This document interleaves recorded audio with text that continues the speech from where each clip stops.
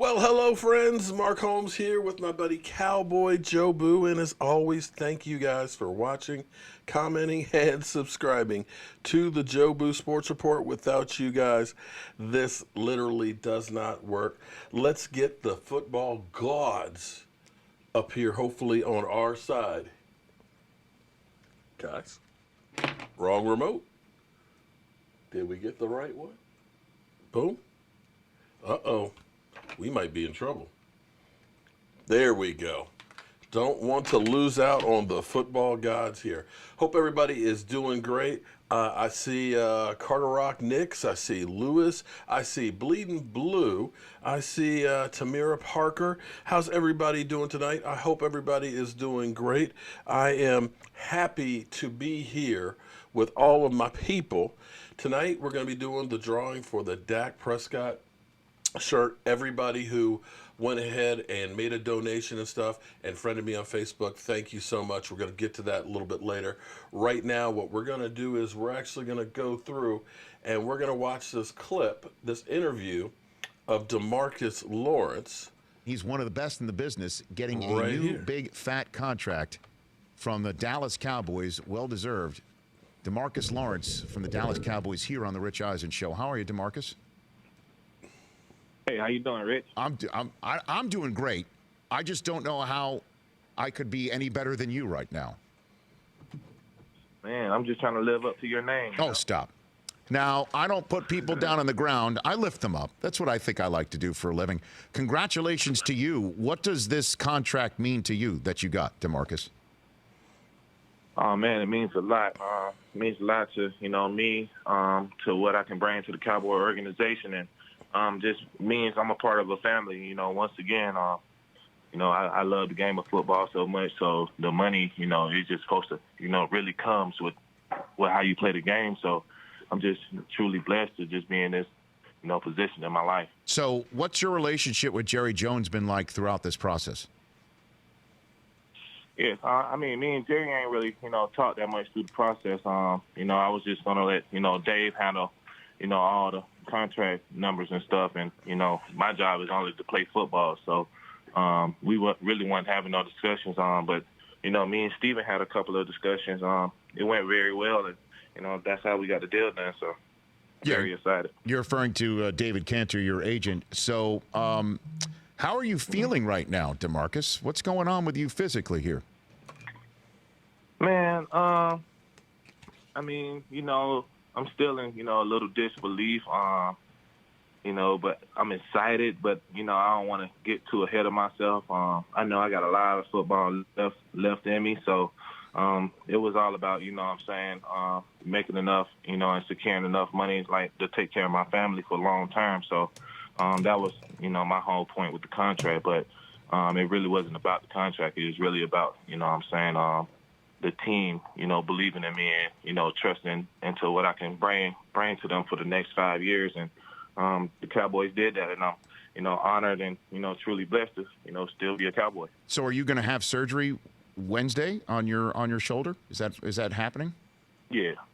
Okay. Yeah, it'll be done. Okay. And then and by when do you expect to be back for the Cowboys?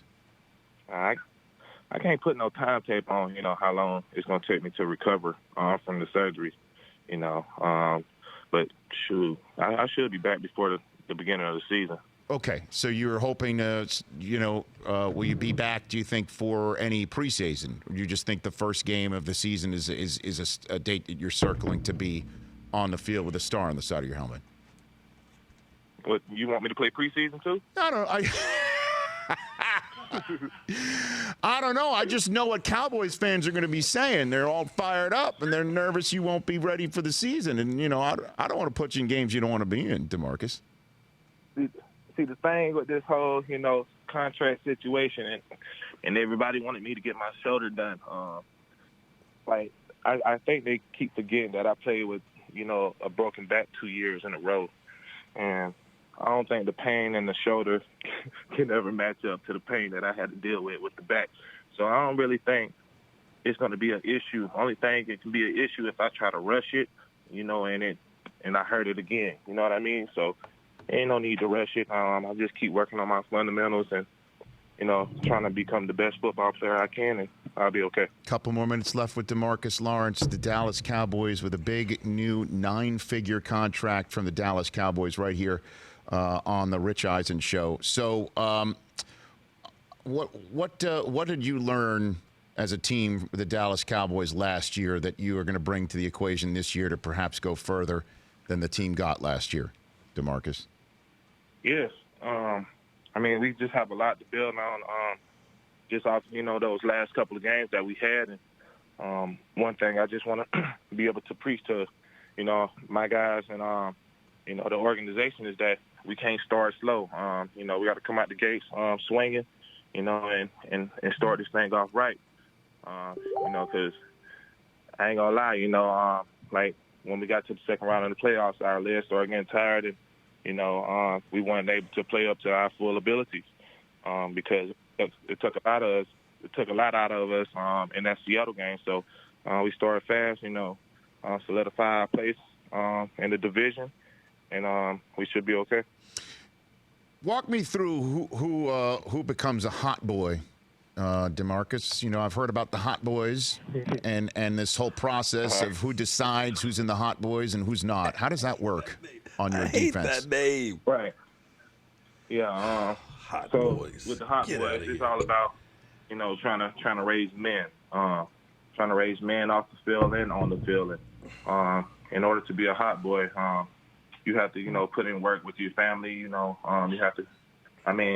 We do like D-line dinners every Thursday, but on Fridays, it's best to bring, your wife flowers or, whatever. You know what I mean? Like, because at the end of the day, like, once your football career over, like, your family is all you got. So it's all about, just raising good men in this world. So that's all really what the Hot Boys is about. And plus, you got to put in that work on the field in order to become a Hot Boy. So we ain't going to just let you become a Hot Boy because you're a good man. Like, you still got to be a dog on the field. So, it's a pull, a push and pull, a reaction, with becoming a Hot Boy. So that's why it's a little hard, So can you be an offensive player and do this? Can like Witten just show up since what he's done for so long, or obviously Zeke for what he does, or is this just a defense thing? Nah, it's just a defense thing, man. Come on, man. We ain't let no offense players on yet.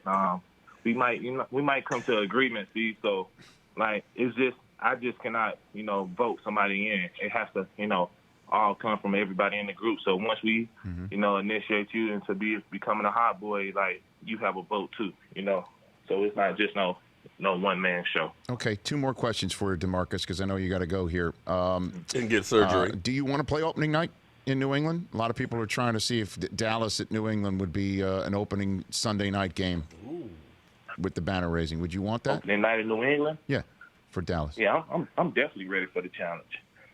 Don't challenge me with no good time now. Okay, all right. So you would be up for that because it's a tough spot to be in somebody's building when they raise the banner. You're up for that?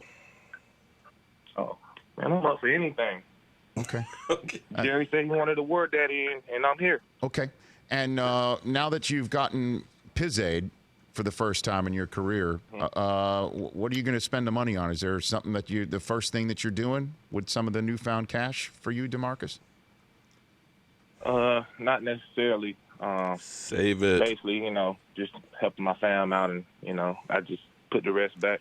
Buy an apartment building. On it. Okay. That's not a bad thing to do. Hey, DeMarcus, let's chat more often. Hello, friends. Mark here. That was Rich Eisen having DeMarcus Lawrence on tap today, and that was actually a pretty good interview and things with it. I know a lot of people are thinking, and actually I have people saying that basically I'm an idiot, which is normal. In fact, I love it when people challenge me and tell me I'm an idiot. It actually makes my day because I'm going to prove you wrong, or I'm going to go ahead and do the best that I can to prove you wrong. Because a lot of people are like, man, screw that guy. He didn't get the shoulder worked on and everything else. We're paying him $105 million. He's a bum. He's no DeMarcus Lawrence or anything. Oh, okay, all right. Let's stop here. Let's stop here right now. Carol, thank you very much for the super chat. let's stop right there for a second. Understand, this is not $105 million. It's actually $65 million. If he ends up playing great for 3 years, then you go ahead and keep paying him that $21.5 million a year, which in 3 years will be chump change. David Ratcliffe, thank you very much for ordering the shirt.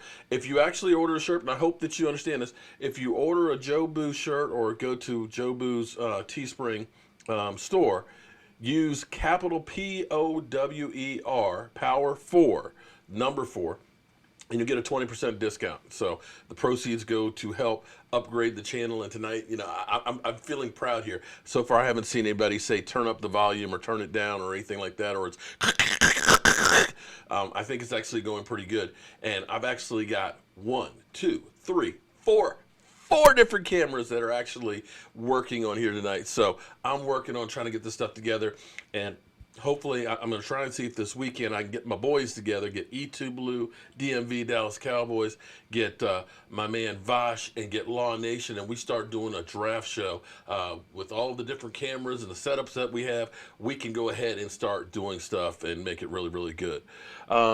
Okay, if that's your way out, then tell me non-quarterback. The Patriots pay $21 million. Stop with your bullshit. Well, actually, H. Flores, I know you're happy because I gave you your 5 minutes of fame, but understand that what they do as far as New England has been is they just keep restructuring. Thomas Garrett, thank you very much for the super chat. They restructure because Tom Brady's actual cap number for this year is $27 million. But we'll get to New England a little bit later. Stuart Morrison, thank you very much for the super chat. And everybody who's done a super chat, Dallas Super Bowl 51, thank you very much for the super chat. We'll get to the draft stuff in a minute. I want to deal with this thing right now, but I appreciate the super chat. Everybody who's done a super chat on Friday and as well as today, I'm going to enter you guys for another drawing that we'll do on Friday. Tonight will be the drawing for the Dak Prescott shirt for everybody who donated to cancer. But let me get back to DeMarcus Lawrence and why I believe that it was a good deal. I want you guys to take a look, and hopefully you guys can see this pretty good. I know the colors aren't great on the camera here, but I want you to take a good look here at what we've got. Let's see if I can get this working. That DeMarcus Lawrence, 10.5 sacks, 14.5 sacks, 25 sacks over the last 2 seasons. And understand, he's getting to the quarterback. He is knocking the snot out of him. He's putting pressure on him, okay? But I then want you guys, for all you that say it's too much money for that guy, I want you to take a good look at 2016. 6 sacks by Benson Moua. The year before, DeMarcus Lawrence again had 8 sacks. That was his breakout season after his rookie year where he had 2. Dem Cowboys, I'm sorry your Monday sucked, man. Hopefully it's getting a little better because you're here at the Joe Boo Sports Report. And then we had Jeremy Mincey with 6 sacks. Jason Hatcher, 11. That was a contract year. He went to the Redskins and went back to 3. But other than that, it's all DeMarcus Lawrence. So for those of you out there that say he's overpaid, he's the only guy that's been really getting sacks on a consistent basis for this team. And you have got to appreciate getting sacks because sacks are the name of the game. In my mind, there's 4 positions that you have to have, and if you don't have it, you have to go for it. Quarterback. You ain't got a quarterback, you ain't got crap. Very rarely do you see a team win a Super Bowl without a quarterback. You can look back and say, well, Baltimore didn't exactly have the greatest of quarterbacks when they won, and I'll give you that. And you can look back at the last time Denver won. Peyton Manning was basically a shell of himself, but they had a lights-out defense on all 3 of those teams. So if you don't have a quarterback, you're screwed. If you don't have a pass rusher, you're screwed. You're screwed. If you cannot put pressure on the quarterback, and take a look at when we played Aaron Rodgers in the playoffs, when we can't get pressure on him and he's got 6 and 7 seconds to run around and find somebody. Because even, oh, thank you. Didn't get open for business here. I got the football guys going. I'll get it all together one of these times. But even an average quarterback, if you give him 6 or 7 seconds, Yeah, Tamira, I saw that. I checked it before. I got you, Joseph. Don't worry, I got you covered, man. My hands are a little full on here. The construction books, they're great. I actually saw the pictures and everything of them. Appreciate it. If you can't put pressure on the quarterback, the average quarterback will pick you apart. And we've seen Aaron Rodgers have all kinds of time on one leg and screw us over. If you don't have a cornerback, if you don't have decent ones that can shut down, you're going to get picked apart. And if you don't have a left tackle to keep your quarterback upright, you're screwed. And you can go back through, and where the Cowboys' seasons have failed, 2015, we lost Tony Romo. No quarterback. What happened? 4-12. You can look at 2017. Tyron Smith goes out. You get Chaz Green to come in. You give up 8 sacks to Atlanta, and you lose that game. You could look at both times we played against Aaron Rodgers in the playoffs, 2016, and we couldn't get pressure on Aaron Rodgers. Lose that game. And we've seen wide receivers beat the hell out of us over and over. And go back to the same 2014 game where we had Morris Claiborne, who could never stay on the field. So those are places that you got to take care of having people.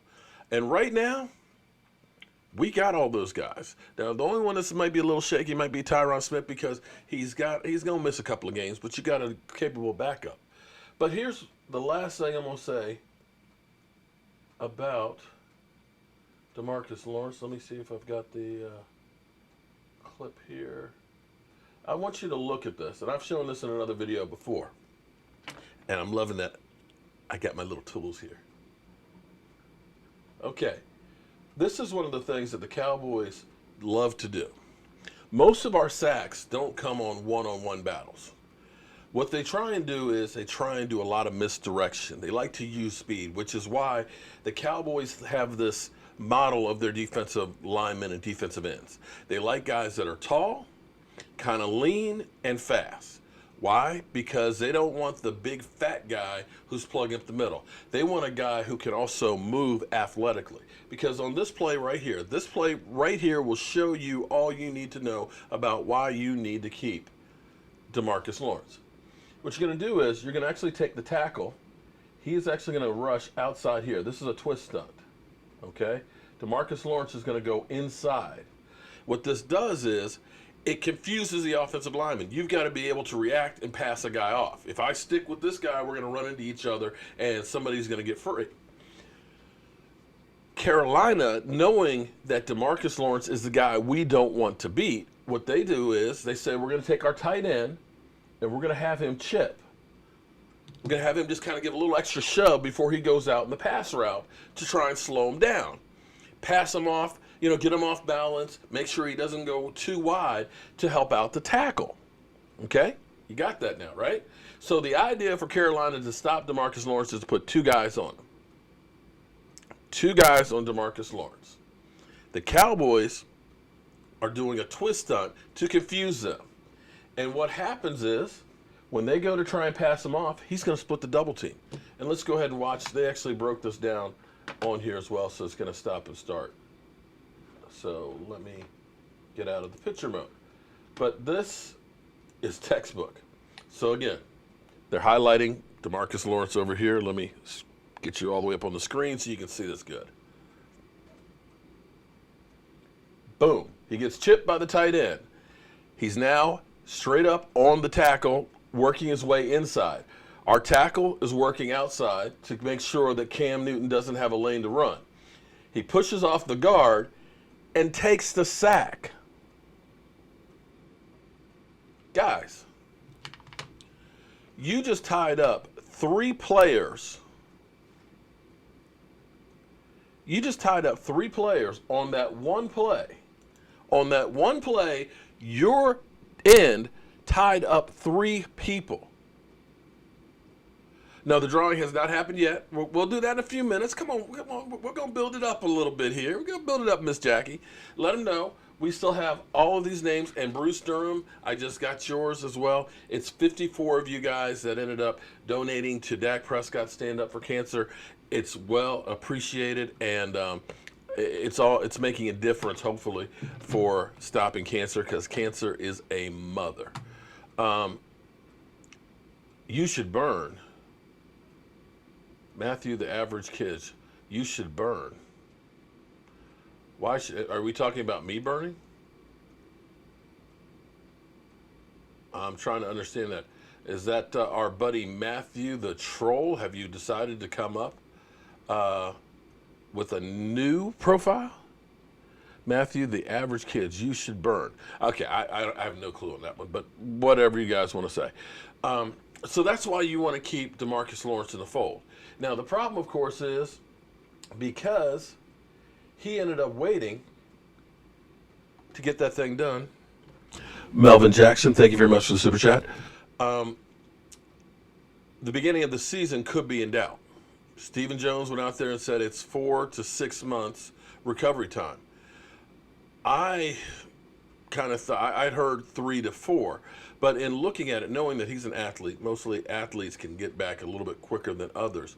I'm hoping that it's going to be on the shorter end of that period, because you don't want him to miss the first games. You don't want him to miss any time. Well, you're right, Miss Jackie. And again, sometimes preaching to people, the drawing will be in a little bit here, Ethan. We'll probably do it around 9:30 or so. You still need to go ahead and try and put it out there. Maybe a couple of people will go through and, they'll see the light. In fact, there was a guy on Twitter who the beginning of the season was literally, he actually pissed off DMV. He pissed off DMV to the point where DMV changed his mind and his attitude towards Dak Prescott. This guy literally just kept calling Dak doo-doo, man. He's the worst quarterback ever. And I kept going through. Let me turn it up just a little bit for you guys. I kept going through and explaining what's going on and where he is. And now he actually admitted, you know what? Mark Holmes convinced me that Dak Prescott is a good quarterback. So maybe some of these people will understand. But when you look at those numbers, think about it. Do you want your team leading sack leader to be 6 sacks? You got to have more than that. And now that you've got another stud on the other side, in Robert Quinn, oh my goodness. Oh my goodness. That's going to be terror in there. So it's good that we got that deal done. Yes.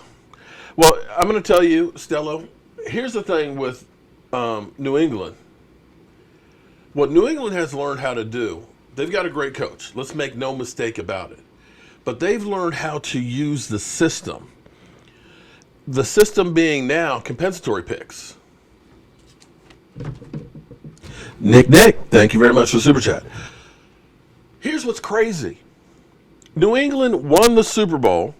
They have 3 picks in the top 100, more than anybody else. And they have 12 total picks. What's up, Law Nation? How you doing tonight? What's even crazier is, go to the following year, they already have 2 number 3s and a 6th round compensatory pick for next year's draft. And if they cut one of these 4 guys that they have by week 10 that they signed, they can get a 6th round in there as well. That's the way New England is finding talent. It's okay for them to say, you know what, we'll let a Trey Flowers go. We'll bring in another free agent.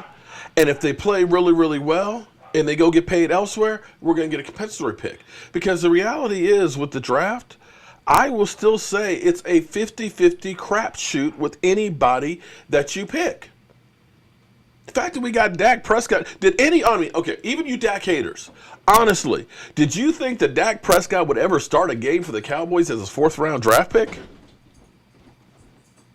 Honestly, did you ever see that guy would have 14 game-winning drives? When you're looking at teams that are now trading up and trying to get in there to get one of these 3 quarterbacks that may be nobody. Richard Normas, thank you very much for the super chat. And Jamal Burton, thank you very much for the super chat. No, Nobody saw that coming. Did you see Tom Brady, who looked like a ball boy, end up becoming the Tom Brady that's got 6 Super Bowl rings? No, it's a crapshoot. Oh, sorry. Well, somebody said I was too far away from the microphone. Let me go back. So they're understanding how to game the system and get some of those 30 compensatory picks. And that's where the Cowboys have actually made some moves with Randall Cobb as well as with Robert Quinn. If those guys play really, really well, if those guys play really, really well, guess what? When they go, you'll get compensatory picks in return. So that's how you play the system. Because make no mistake about it, our Dallas Cowboys, I'm not sure we would have won those 3 Super Bowls had we not made that trade for Herschel Walker. Because we were able to get all of those extra draft picks and to bring in all of those young, fresh bodies, we were able to win. And it's the same way of back with Tom Landry's day when they went to traditionally black schools and small schools finding players. You've got to find a queue of players that nobody else is getting. And that's where Jerry Jones and Stephen Jones and all that have kind of taken chances on guys that have been injured, because a lot of teams say, no, let's stay away from Jalen Smith. But you got Jalen Smith as a second-round draft pick, who is right now one of the best linebackers in football, and because he was basically redshirted his rookie year, you've got an extra year before you got to pay him. That's why nobody's talking about paying, him. His rookie year didn't count. And it's the same thing about Randy Gregory for all you people that say, oh, man, why we sell him on the team? Because he's costing peanuts. All the time that he misses, basically, is like his contract literally just stops, and it doesn't count. So these are things that the Cowboys are doing behind the scenes that, they may pay it off, they may never pay off, but they're things that are giving you more of an opportunity to win. So that's where you got to feel good about that. Now we go back to our quarterback, my teammate, Dak Prescott. And what we're going to do, let me go ahead and call out everybody's name who actually donated to Dak Prescott's charity, okay? None of this money went to me. For all you guys that are out there saying that, oh, yeah, well, Mark's a thief and everything else, this, that, and the other. No, I spent my money to get the autograph for this shirt. I spent my money for this shirt. And you guys donated to Dak. I'm getting nothing out of this other than feeling good about trying to do the right thing. So, Bruce Durham, and if I butcher your name, understand, I just suck. Austin Lavelle, and Law Nation, if you want to call in tonight too, that'd be cool if you got time. Blake Adam, Diana Ryan, DeMarcus Sosa, Dave Dwayne Alexander, Brian Della Rosa, Adam Wright, Gerard Pettis, I know I butchered that one up, Curtis Clark, Devin Frost, Joey Cronster, I know I'm butchering it up, Richard Blum, Bruce Thigpen, Stuart Morrison, Adam Chrisman, Steven, I don't know what your last name is, Jeremy Vales, Yvonne, and Yvonne is one you have to thank for, of course, our sign here. She's done some fantastic stuff. She is a great, great fan. Arturo Chodrulo, Nick Vagello, Martin Wright, Garrett Lorraine, Richard Normus, Mario A. Travasky, Bruce Durham, Richard Yancey, Daniel Bowman, Michael Jacks, Derek Jones, Buck Penton, Gorilla Matadodio, forgive me, Anthony Paskovich, I think I got that one right. Joseph Hartley. Joseph Hartley, who we have to thank for our football gods, as well as a lot of the things we've been giving away. Lee Sable. Mark Sampson, all the way in England. Miss Jackie. Don't mess with Miss Jackie. Miss Jackie will go ahead and she will get rid of you. I ain't going to lie to you now. Miss Jackie, she'll take care of some business. Ray Solis. Kimberlyn Cud. Not Crud, sorry. Is that Michael on the screen? No, that's actually Dak Prescott. But he does look a lot like him, doesn't he, no, Dak Ninja? They do look a lot alike. Adrian Collins. Boy, a lot of you gave to Dak. Greg Evans. Joshua Setterfield. And what I'm going to do with all of you that also did that, I'm going to enter you into the other drawings that we do. Bramolette J34. Thomas Garrett. Adam Lorson. Evan Connors. Dave Moore. I guess I should have had a bigger bucket. Daniel Hernandez. Tamira Parker. Anita Taylor. Aaron Bell. Kathy Tate.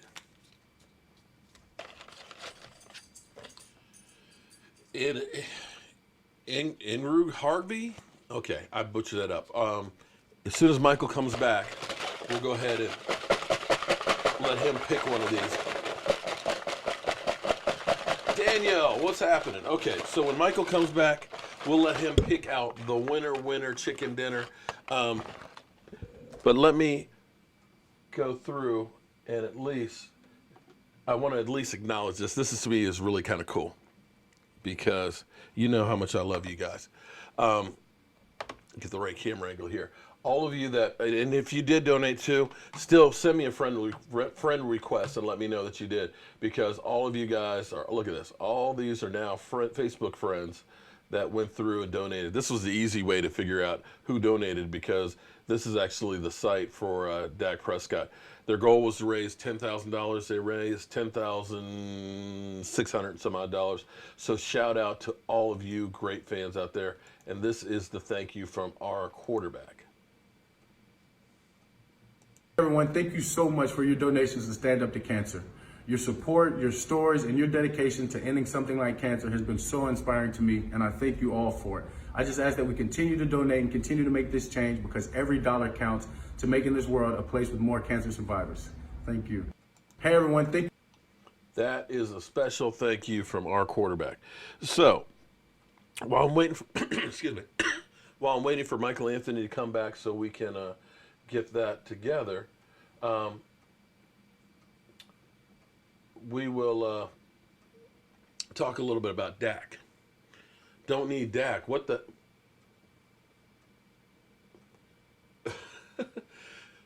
We still have people that don't. Okay, stop coming here spreading lies. Uh-oh. Don't get Miss Jackie mad. I'm going to tell you. Miss Jackie will take care of you.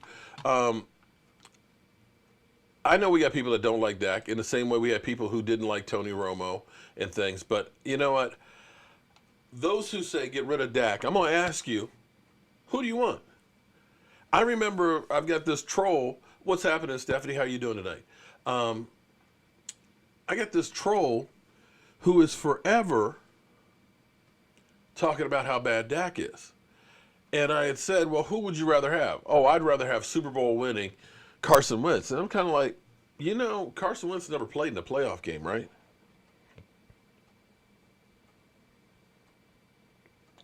I mean, you understand that, right?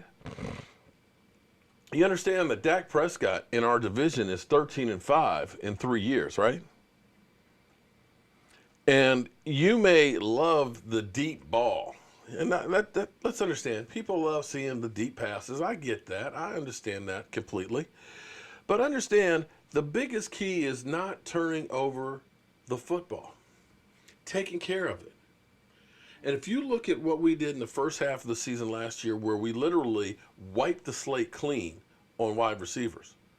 The only person, you brought Terrence Williams back, but Terrence Williams, well, you know, he had the whole fall off the bike incident. He was injured the season and didn't really play.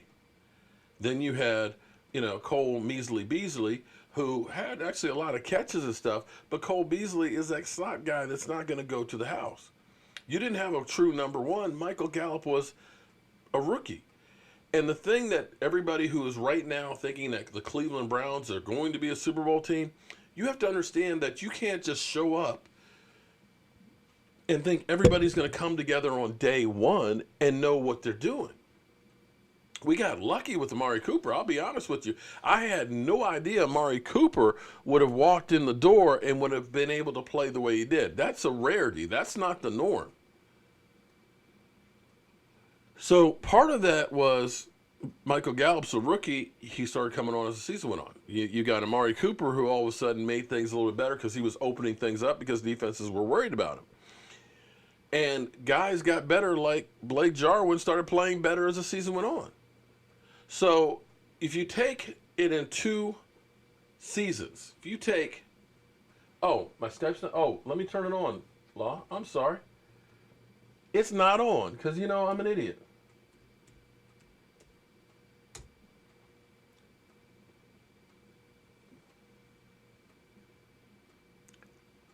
Told you to call in. I didn't even have the damn thing on. Tell you what, let me. Oh, it says I missed a call from you. Let me see if I can get you up on here now.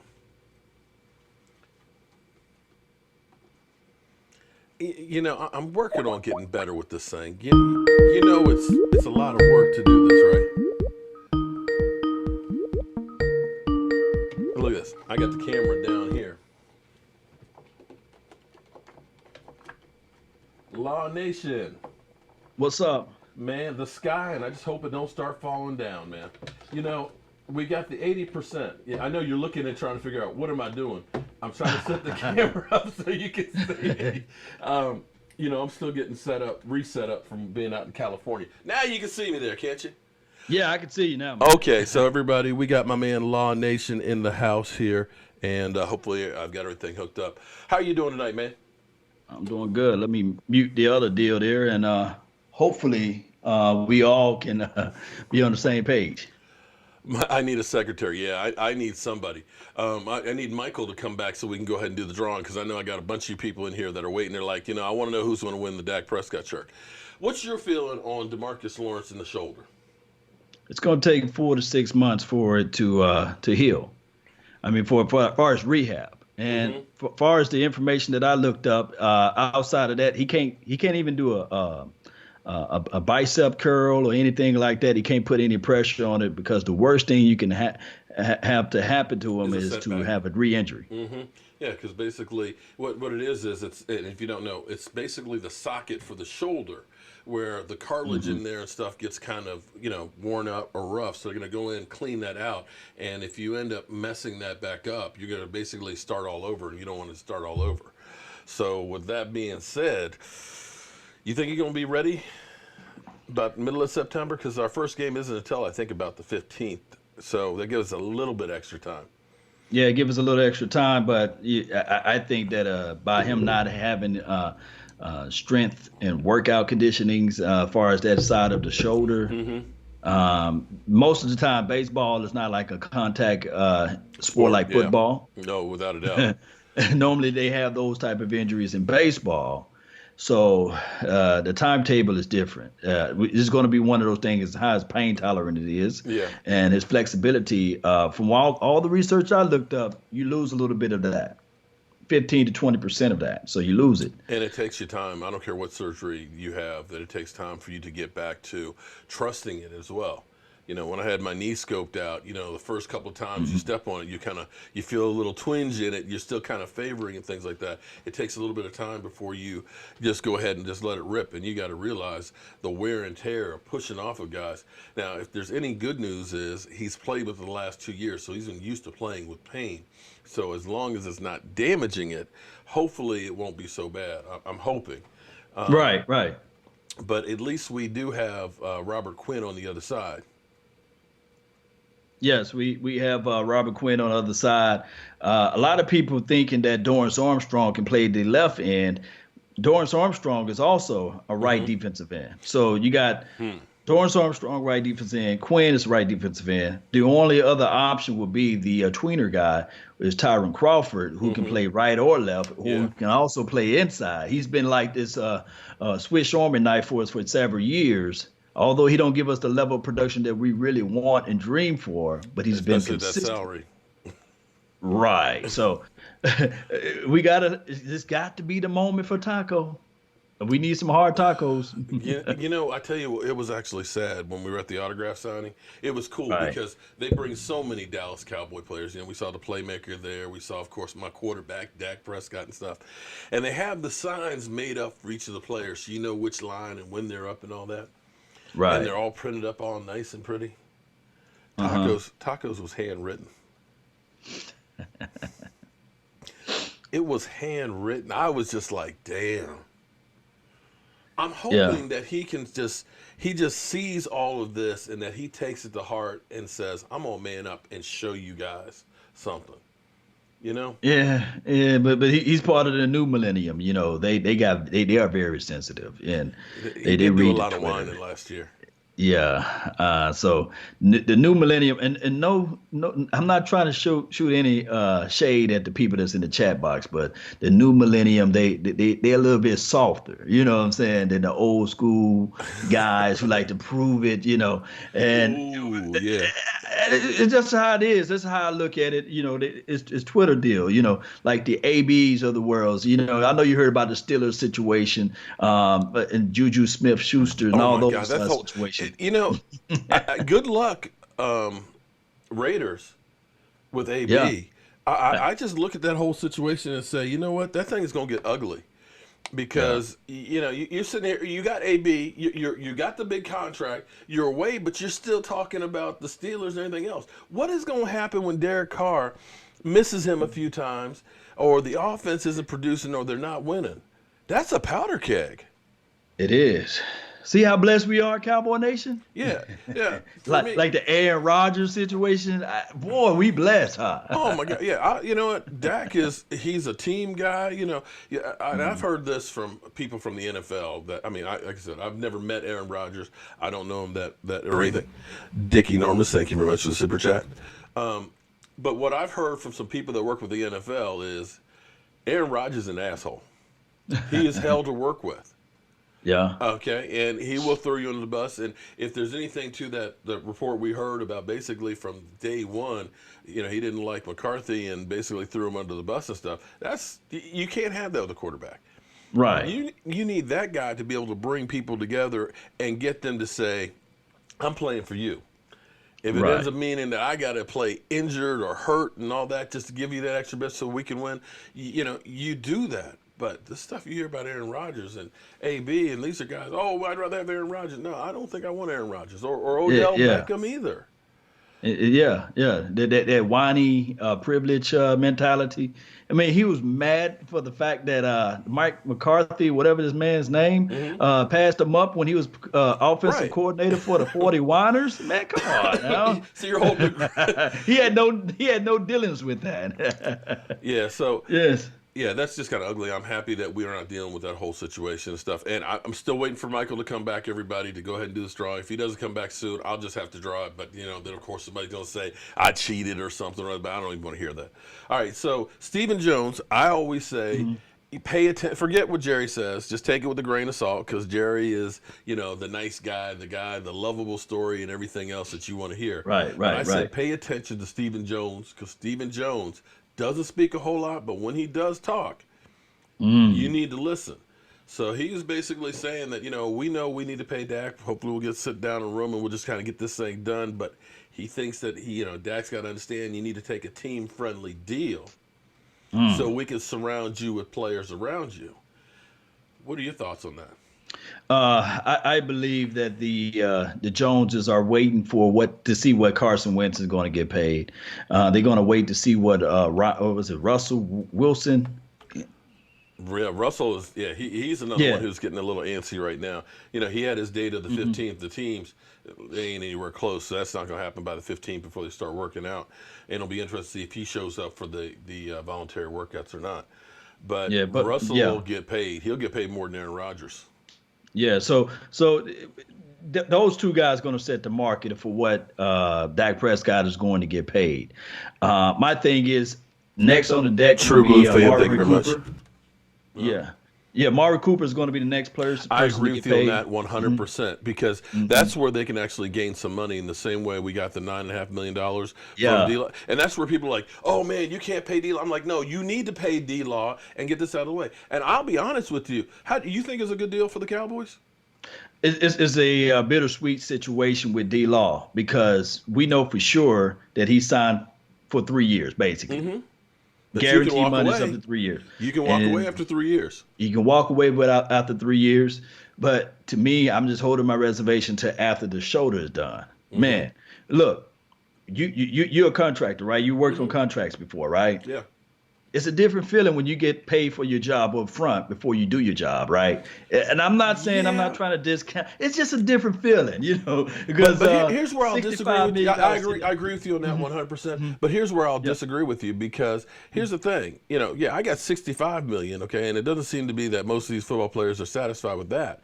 If he wants to continue with that money, he's got to perform in those 3 years to keep that contract going. That's where I said I'd be happy if the Cowboys had to pay him $105 million because that means he's playing lights out every year, and you can't afford to let him go. And if he does do that, you got him for $21.5 million. 3 years from now, that might be chicken feed. It may be, yeah. And all I want D-Law to do is the new saying is all around the world, right? Keep that same energy. All I want is for D-Law to continue to what he rode his bike to his workout facility. He had everybody on the defensive line because he stayed right there in Frisco, right there to the facility. I want him to keep that same humble mentality to continue to ride his bike, continue to elevate everybody else, and then hopefully, and I mean hopefully, when he gets back out there, don't rush D-Law, don't rush the tank back out there because we need him towards the latter part. Look. I don't know about you, Mark Holmes, but I feel that this is a 10-plus win team. I'll be honest with you. I think, anything can happen. Anything can happen? Anything can happen. Yeah. But, and I'm going to say, of course, everybody will say I'm a homer, but I think that we have the opportunity to do something that hasn't happened since the 2003-2004 season, and that's win back-to-back titles in the NFC East. Yeah. And I think we got his. He's got a towel on. He's not going to pick this in a towel. I'm not doing that. Okay. He might start harassing my channel. Yeah, we might get a whole bunch of tips in here. Okay, I'm gonna pick this out. Okay, guys, I'm just gonna go in here and I'm gonna grab one right now. Thank you very much, everybody who donated to Dak Prescott, his stand up to cancer. And here we go. Drum roll, please. Gerard Pettis. Pettis. You are the winner chicken dinner, okay? I hope you guys can see that. Can you see that? Okay. You're the winner of the Dak Prescott Stand Up to Cancer shirt. Congratulations. I'll try and find you on Facebook, and we'll make sure you get me your address so I can get it in the mail to you. But I think actually for where the Cowboys are, knowing that we have that cap room next year, we basically had about, and the numbers vary. Some people say it's 103. Some people say it's 113. Who actually knows what the actual number is? And I think that's going to be subject to change because I think there's going to be some more bloodletting after the draft and going into the season where you might be letting some people go. If we find a great wide receiver, Allen Hurns is going to go. If we find another great, tackle, you might look at a Tyrone Crawford. Some places where you can get younger and make some moves. But them kicking that money mostly to next year, to me, was a good thing. And if they get, like you said, Allen Hurns done, then you're going to gain some more cap room. So we go from maybe 20 to maybe 25 million. You start doing Dax, do the same thing. You could start getting these guys together. What do you think about Byron Jones? Do you think he's going to be kicked to the curb? It depends. This would be like the qualifier year for him. We don't have enough to go off of. He'd been flexed to play safety, and that hurt his overall resume. So we only have a year to go off of. He played at a high level last year. Of course, he didn't get his hands on the ball, but he played efficient enough to be identified as a top cornerback in the National Football League. So what we need to do now is sort of like D-Law. it's going to be a 2-year grading scale. Yeah. Because normally, reading the contract negotiation and looking at all of the NFL agents, they like to go off of 3 years opposed to 2. They made an exception for D-Law because we paying D-Law on the, I guess, on the curve. We gave him a curve on his grade. Yeah. Because we went pulled up 2 years, and everybody looking at it like, oh, hey, he was up here with Khalil Max of the world. He was up here with the Von Millers of the world. He's top defensive edge rusher. If you look at only the 2 years, now if you add in the 3 years, hey, he falls back into the realms of Trey Flowers. But if you do the same scale on a Byron Jones better play his you-know-what off this year. Yeah, he definitely If he want to get that bag, yeah, he better play his butt off. You know, having the pass rush is definitely going to help those guys as well. True that. True Blue, thank you very much for that. True Blue says we need a good backup just in case. I won't do that. I won't disagree with that. Right. Mr. Mark Sanchez. Mark Sanchez, he's with Washington right now. I know. No. Oh, they talking about quarterback or cornerback? Backup quarterback, just in case. Well, Mark Sanchez is a third-string quarterback.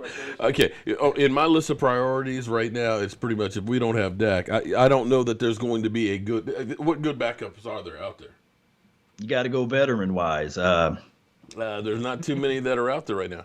But now here's the interesting thing, and I don't know if you've seen this, where the light bulb went off with New England. New England is always winning, and they've realized how to game the system by using option years. And that's where the Cowboys are learning too, by signing, instead of getting a multi-year deal like we did for Brandon Carr with Robert Quinn, signing him that 1-year deal. If that guy plays really well and you let him go, you're getting a compensatory pick. You may get a compensatory pick better than that 6th round we gave up. This is what's crazy to me, and I said this earlier in the show. You know New England has 12 picks this year? Yeah, they got 2 in the 3rd round, or 3 or something they like that. got 3 in the top 100. Wow. More than anybody. The rich just keep getting richer. And already they got 2 number 3s and a 6th round compensatory pick for next year on top of their stuff. And see, that's where they realize their strength in numbers. We may not hit on all of it because usually they don't hit real well with their 1st round picks, but they always find guys later in the rounds that play valuable minutes and roles. And I think our Cowboys are finally beginning to learn how to do this stuff. It seems to me that this is a whole different ball of wax the way they do business now, where they're getting these contracts that fit their system without having to go through and restructure people. Right. Because technically, they could restructure if they really wanted some money and go after somebody. They could restructure just with the sign of a pen, Zach Martin's deal, and they could do actually the same thing. They've got it set up with DeMarcus Lawrence that they can actually get cash out of that one later on if they decide we need to. But they haven't needed to do that like we have in the past. I'm excited as can be about the team. Yeah. I mean, I'm excited too. The New England philosophy is just out of this world, right? Yeah. A lot of people look at it like this is New England way, but actually this is the old Jimmy Johnson's way. They actually talked, Bill Belichick, I need to find a documentary, whereas they was talking about how to negotiate with players and how to look at contracts and things like that. I know it's all new to everybody when Jimmy Johnson was out there, but it's just different, you know. They got these compensatory picks because they let Brandon Cooks go. I know for sure if Brandon Cooks would ever to play for the Dallas Cowboys, they'd probably erected a statue in his name. Because we don't let players go like that. No, like the Chandler Jones of the world. Remember, they let him go. In the last 4 years, if anybody, the stat munchers out there, the people that love stats, there's no other defensive edge rush that got more sacks than Chandler Jones in the last 4 years. The New England Patriots said, you know what? Bye, Felicia. And they let their players. They don't fall in love like we do, but our team is different. You know, Jerry Jones, he loved the players, and then on top of that, hey, he's not going to get rid of players that's selling that merchandise too. So no. He got to keep that oil. You got to keep that oil running, yo. You know how that goes, right? All right, so what it looks like to me, it should be a 2-horse race in the NFC East versus everybody else, us and the Eagles. Right. And you can see 2 totally different philosophies because you look at the Eagles, they're beginning to resurrect the over-the-hill gang of the Washington Redskins. Yeah. They have a lot, I mean, you know, going back through, they've got a lot of older guys on that team. I believe they are the 5th oldest team in the NFL right now. Right. Whereas I think we are the 5th Youngest. Yeah. And you look at the guys that are old in our team. Sean Lee, backup. Losserman, who is the long snapper, and who am I missing? That's old. Oh, Jason Witten. Jason Witten. Hopefully, reliable. Yeah. He hurt our average. I guarantee you that. Right. So you take those 3 guys off the roster, all of a sudden you might be the second, youngest team. So the question will be is that going to work for the Philadelphia Eagles with all those old keys? I mean, Jason Peters is 37 years old. Deshaun Jackson is 31. They got a lot of guys that are kind of getting up there. They churned the roster over there in Philadelphia Eagles land, the filthy. I heard there news of talk tracks of them getting McCoy too, the guy from Tampa Bay Buccaneers. Yeah. And they might make a push at Sue after the draft. So they making those little weird, quirky little moves there to get these 1-year rental guys too. They sneaky, but I think it's going to blow back in their face. They let the only quarterback that won the Super Bowl for them go. So I don't think that, they're going to be a threat down the line because at the end of the day, Carson Wentz never won a playoff game, and he never won anything. He's never even been in one. Right. He never even been in one, so he never been shown a level of consistency. Now, I do know that the filthy fans are going to say, what you talking about, Law? He's better than Dak. But the name of the game, Mark, is playing on the field, right? Look. You're a good worker. You build all type of stuff, right? But although you have the skill set to do that, if you don't have the ability to get out there and stay healthy and do it, then all your skill is nothing. You know what I mean? Oh, you're right. So so you got to be able to at least get out there and build and get out there and negotiate and talk to people and say, hey, I can do this for you at this said time. So I'm looking at Carson Wentz. He got all of the tools in the world, but he never stayed healthy in high school. He never stayed healthy in college, and he's showing that he's not staying healthy in the NFL. So with that being said, when Dak Prescott come along the rails, Dak Prescott been proving that he's been able to stay healthy and knock on some wood. I mean, you got a donation for the nation over here, man.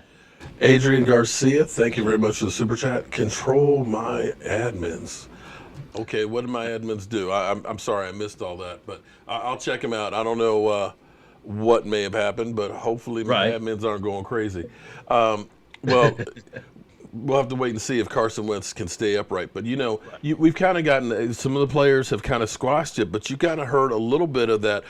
He's like Aaron Rodgers, kind of a diva. I heard.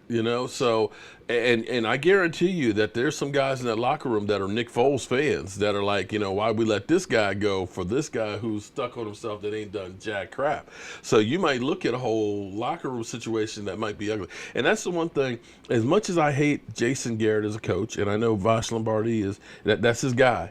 But the one thing you can honestly say that throughout everything that's happened, from Dez Bryant's situation, from the Tony Romo situation, to even D-Law having this contract, to the team going 3-5, you never once heard anybody going outside the lines and throwing anybody under the bus. They always stayed together as a team. And that alone, I have to give Jason Garrett credit, or I don't know, maybe it's somebody else. But to me, like I said, you look at how Pittsburgh is, and Pittsburgh has always been a well-run machine. That place is imploded. You look at the New York Giants with Odell and everything else and all that situation and stuff. So we are blessed that this locker room seems to be the real deal right now. The locker room is intact. And I think that everybody plays hard for old Red Ball there, old Jason Garrett, But there are some things that Jason Garrett just do as a coach for me. But I just think that he's one hell of a motivator speaker. He can speak motivations. He can tell you about stories. He can tell you about the guy down there that can make an Italian sub and all this stuff. But my thing is, man, it's put up a shut up time now because they didn't re-sign his contract. And this is also, it's weird because it's an odd year. And you know how we feel about odd years with Jason Garrett. I don't know, but I still think that it's a 10-plus team, so 10-win-plus team. So we'll figure it out down the road. Well, let's hope so. It's a little early for me to make a prediction on the season, but I think you're right, at least 10 wins on the season. And if we can get a good draft, that's where it's going to get interesting, and I need to actually get you guys all together, and we do it like a draft show together. we're at a point where we can add the best player, to me, in my mind, the best player available, although I think they will go safety first. Mm-hmm. I think. Oh man, you think? Are you in my head? Well, you're Yeah. looking at it, okay, we're drafting 58. There's going to be 3 quarterbacks at least that are going to be taken before us. Okay, so you're going to get those out of the way. Left tackles always go, so all the great offensive linemen right there, because people got to protect that blind side. And edge rushers going to go. Safeties and cornerbacks are usually kind of a little bit more down the line. Now, I know Vosh says go offensive line, but I'm kind of like, you know what? As much as you don't like La'el Collins and everything else and all that, I think Connor Williams could play tackle, and I think that you could actually have Joe Looney play guard or coach up Salafalo. One of those guys to be able to play in there. You've got Cam Fleming as a swing tackle. Okay, so you got Tyron Smith when he misses his 2 or 3 games, and you've got Zach Martin who'll be completely healthy, and you got Travis Frederick. To me, if you're a great offensive line, I'm not saying don't turn them away, but you've got to spread this wealth around, and if you can get a safety who's a ball hawk, that's the thing that's missing on this defense is a ball hawk. Right. A ball hawking safety, or a space eater defensive tackle. If he so happened to fall, a space eater. I'm talking about that's going to take and demand 2 people to pay attention to. They can say, "Look, man, that's me. You man. got boys coming off the edge, and now you got this guy that's going to be a space eater inside." I don't care about the little guy. You know what Vosh calls those guys, right? What do you call it? Trash can full of dirt. Trash can full of dirt. But you know what? Yeah. I'm okay with the trash can full of dirt that's holding up that middle, so that way Quinn and DeMarcus Lawrence can have a meeting at the quarterback, and there's no place for that quarterback to step up. This is the thing. I'm going to break this down real quick for everybody. I know that Voch loved the offensive line. Oh, my God, he going does. out there and drafting one. But let's be realistic. With this particular staff, who do you think in the second round is going to start over Tyron Smith? Is going to start over Connor Williams, who gained 10 pounds? Who's going to start over Travis Frederick? Who's going to start over Zach Martin? Who's going to start over La'el Collins? The way you think. Who's going to start over Cam Fleming? And who's going to start over Joe Looney? I don't think that this coaching staff had the cojones enough to say, okay, we drafted this guy in the second round. We're going to kick La'el Collins off at right tackle, and we're going to insert this particular tackle that we drafted in the second round at that spot. I don't see that happening. I just don't see it. The coaching staff, although we may love this team at times, they're stubborn. Let's be real about it. They're stubborn. They're not going to do that. Just realistically speaking, I don't see anybody that they will pick up that's going to fill in those gaps in the second round that they're going to say, okay, this guy's going to be a day 1 starter.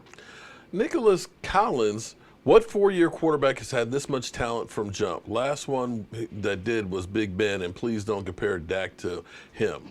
Okay. Let's go back to this past season. Did we have actually a lot of talent to start out the season with the way we were playing? In your mind? Were you talking about the talent as far as the talent? I mean, because I looked at our offensive line was nowhere near like it was in 2016 or 2014. Am I wrong on that? Oh, no. You're right. I think the wide receiver core that we had to start out the season, what did they rank that in the offseason? What did they say, 28th, 29th? Look, we started off the season with nobody being drafted, starting as our wide receiving core. No one was drafted. I believe the highest was a third round. Yeah. Did we have a third round wide receiver? The starting lineup was Alan Hearns, Cole Beasley, Deontay, was it Thompson? Michael Gallup wasn't even right. on the field. He wasn't even part of the point. equation. He wasn't part of the equation. And you had Zach Martin, and you had Zach Martin, who didn't practice at all during training camp because he had a messed up knee. Mm-hmm. You had Connor Williams starting. I lied. Tavon Austin was the only guy that was drafted, and he was the wet back that they substituted in during their first game. So my thing is, and then on top of tight end. Tight ends. All of these guys was like, hey, I'm undrafted. Oh, I'm a 5th or a 6th round draft pick. Not trying to use that as an excuse, but Dallas Cowboys laid in that bed. They had to lay in that bed that they went and purchased, because this is the thing. They looked at it. midway through the season said, you know what, we messed screwed up. I'm trying to keep it PG-13. I try to find other words. No, but you got to call a Yeah. shit sandwich a shit sandwich. Right. 'Cause that's what it was. But they realized, Right. but the difference of one guy made that, because you could look at that season and say there was the first half where Dak Prescott was like, the mid-20s quarterback rating. And then you look at the second half of the season where, he was in a top 10 the way he was playing the offense and ended up being basically 15th with that whole season, knowing that the first 8 games were crap. So for you to go from 25th or 27th or whatever it was to end up at 15th, you had to play a hell of a lot better to get that average down. So hopefully we've got the offensive line now that we don't have Mr. Ketchup Bottle anymore. Right. That they come out ready to rock and roll. You've got now playmakers. I love the speed that we got at wide receivers right now. Yeah. I mean, It's if Randall Cobb is healthy, you can play him outside, you can play him inside. You can do so many different combinations, and you got a security blanket. So, I mean, Jason Garrett ain't got no excuses now. Oh, man. And then on top of that, if you look at this part of the puzzle, Cowboy Nations, Dak Prescott didn't get a chance to throw the ball to Amari Cooper during the offseason, during this time frame. Right. So there's a lot of things that's being picked up and learned right now that they're going to be able to implement. And then you get a more seasoned Michael Gallup. Mm-hmm. And then if you can get my guy, I'm talking about the what's the kid from Boise? Wilson. Mm-hmm. What's it, Cedric? Cedric Wilson, yeah. Cedric Wilson. Don't sleep on him. I mean, he's a sure hands catcher. He runs great intermediate routes, and he got hidden speed. So you got that now in your weaponry. And then on top of that, if you add in the fact that these guys, the Blake Jarvins of the world, he's developing. We saw that he can stretch the field in the middle of the field and can be a threat inside. And then you got old reliable who's going to be your 5 to 6 yard check down guy. I think that this team is a whole lot better than they were on paper, of course, than they were last year going into this season. Right, so hopefully they hit the ground running. So for Jason Garrett, he ain't got any excuses. You got studs, here's the amazing thing. I think is it 14 Pro Bowlers that we have on the roster? Collectively, yeah. Collectively, 14 Pro Bowlers on our roster. So, and you're young.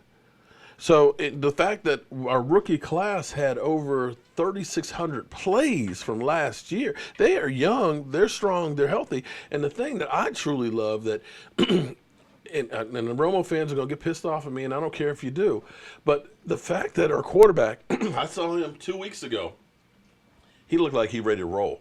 In fact, he looked like he's got on some more muscle right now. Normally this time of year, what are we thinking about when we had Tony Romo? How's the shoulder? How's the back surgery? Des Bryant's getting his foot worked on. These guys couldn't work together in OTAs or get together and throw the ball around. These guys can work together all summer and go ahead and get better. That's what I love, that everybody is healthy right now. Even Alan Hearns is out there beginning to run right now. So, oh, yeah, I forgot about Alan Hearns. Yeah. So, all of a sudden we went from, literally in 1 year, we completely rebuilt our wide receiver core. We always have a wish list in the draft, right? Mm-hmm. My little wish list would be this right here. Just one little explosive scat back that we can help. Oh, my God. Help Ezekiel Elliott. Look. Yeah. I know you're into the numbers. When you get to 300 attempts with a running back, that's point of no return.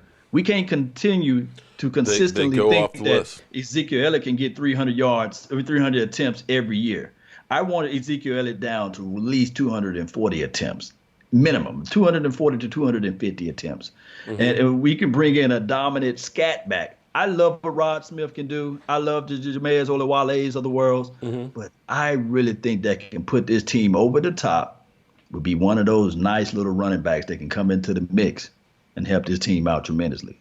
How do you feel about that? I think that would be, I agree with you 100% on that one. Let's see. Foots was trying to call in. Let me see if I can add him to that. We're in overtime here, but I want to thank Gerard Paytas. He's the winner of our Dak Prescott shirt. Let's see if I didn't mess this up. Cowboys Nation. Oh, there he is. What's up, Cowboys Nation? Yo, Yo, it's a party now, man. Break out the champagne bottles, man. What's good? we locked in. Law, what's up, baby? Nothing much, man. Man, just chilling, fam. Hey, hopefully y'all can see the Cowboys, all the memorabilia in the background, man. I'm just watching this Virginia game. Y'all guys was talking some good stuff, man. You know what it is.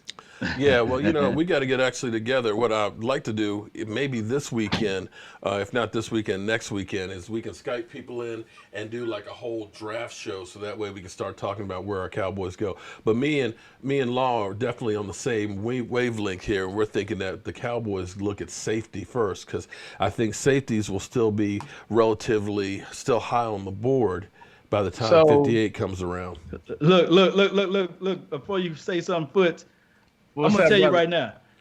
I don't just like defense at all. I don't like it at all. I love defense.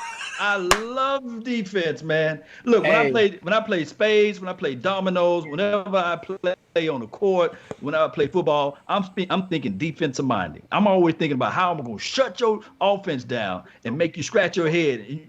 Defense travel. That's why I just love defense, and I think that we're closer to being number one defense in the NFL versus being number one offense. So I just like one of the better. And see, here's my thing too, Law, to go ahead and follow up with you. We've had great offenses, where we've had Des Bryant and T.O. and everything else. The thing that we haven't had, which always got lost in the mix of the great Cowboys teams, was the defense. Troy Aikman and all that. Troy Aikman only had 1 year of 20 or more touchdown passes because they had a defense that smothered people, that got them the ball and everything else, and they could play ball control. We have not had a lights-out defense in a long, long time, and it is time to go ahead and lean on. And if it wasn't for our defense that first half of the season keeping us at least in ball games, we wouldn't have done jack as that season went on. Hey, and you know what, fellas? I'm so glad that I jumped on when I did. So check this out. Talk to me. What we need, you guys are talking safety, you guys are talking right on my alley. And so the Robert Quinn signing, right? Robert Quinn signing, fellas, it was already DeMarcus Lawrence insurance, right? But now you can, if you trade up, you don't feel as bad. Let's say a Taylor Rapp, who's my favorite safety in his draft. So he ran the 4.7, right? But I don't care because I watched so much film on him, Law and Mark, that I see a guy who he's instantly an upgrade over Jeff Heath. Jeff Heath can now go back, can be a special team stand-up, and can be a special teams player. So let's say that teams get kind of scared by Taylor Rapp. Well, let's package some picks together. You don't feel bad because now that you have Robert Quinn, you now you're good. And if you think about it, trading a pick away this year, we sign our own. So we really think about it. A 6th-round pick in this year's draft. Would he make the team really? We're the youngest team in the NFL. Would he make the team? Absolutely not. So now you can get a Rapp, you can get a Thornhill. I've actually really Law this Darnell Savage now. This kid now, the more I watch him, he's lighting the pants, but he is good on the back end as far as just a single high sideline to sideline safety. Now I don't know if he'll be able to do what they want him to do in the run game, but I know so Rapp in the run game come down. They want their safeties to tackle, Mark. Yeah. So Rapp in the run game is stout as crap. Savage isn't quite as stout, but his pass coverage is amazing. His pass coverage is amazing, and Rapp is too. He just didn't run the good 40 that everybody is wanting. Those stopwatch. That's a stopwatch position. Let's see, corner. For me, the biggest problem. What do you do on the 3 cones? Oh, my bad. Go ahead, Mark. No, go ahead. His 3 cone was good. Okay, good. But for me, the thing that our defense is missing is turnovers. Because you think about 2014, our defense was ranked, I think, 19th, but they were second in takeaways, which gave our offense more and more opportunities. They were bending and not breaking. We're shutting people down, but we're just not getting those turnovers because those turnovers can change the momentum. They can change the complexion of a game. And we get 9 interceptions on the season last year. That's pathetic. Right. That's where I need that guy that's going to go ahead and be in the position to get the ball or to knock that ball out of that guy's hands so we can get those turnovers. Oh, man, absolutely, Mark. And I even say this. when you talk about the turnover game, Mm-hmm. when you watch Robert Quinn, he has that bend, right? So And that's on the why. pass, yeah, exactly. In the pass game, in the way that they stunt Mm-hmm. with Crawford, with Tank now, Yeah. Mm-hmm. and they do those things to where they go crush that guard, and then they can have Robert Quinn twist and do a bunch of stuff. Right. I believe that the turnovers. I really like this Robert Quinn signing, especially on the cheap. Oh my goodness. This Yeah. this was it. Now, the position that I heard Law talk about that I really like. Let's say we stay packed at 58. Mm-hmm. I'm gonna tell you right now, running back for me, I want a running back before I run a receiver in this draft, and I'm gonna tell you why. We got a lot of Towards wide the end of the receivers. year, there you go. And towards the end of the year, Mark, Zeke Was nicked though up. he led the league, though he led the league in rushing, Mm-hmm. he just kind of wore down a little bit. He didn't have the same juice. I agree with you on that. Wholeheartedly on that one. And another stat that you can look at for that is look at Ezekiel Elliott fumbles. Although he kept some of them, this was his most year last year. He had 6 fumbles, guys. 6 of them. So that was a problem. That's an issue. That's an issue. That's when you're tired, fatigue. I think somebody was saying, I think 1980s, one of those sayings of fatigue is your worst enemy or something like that. Is it makes cowards. Yeah, it makes cowards. Jimmy Johnson. That was Jimmy Johnson. Fatigue makes cowards out of all of us. All of us. Yeah. And if you look at that first Seattle Seahawks game, which we should have won, because Ezekiel Elliott was pressing.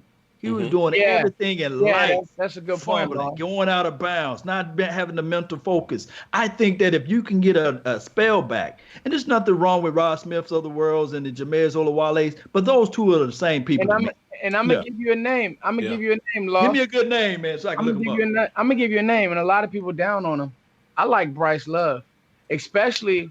I like what Bryce Love can do in the pass game, but I like him because you won't have to change so much the offense. So it won't be like Bryce Love is legit a third down scat back type guy where he's just kind of going out for passes, more or less like we used to do Dunbar. It's just kind of a maybe he gets the ball on a dump off. No, like Bryce Love can steal a series away from Zeke. He can do some things on special teams for you, maybe return some kicks. So to me, I see the comment box talking about trade for Duke Johnson. I like that as well. Yeah. But I think Cleveland's going to hold on to him with the 8 games of suspension and stuff in there.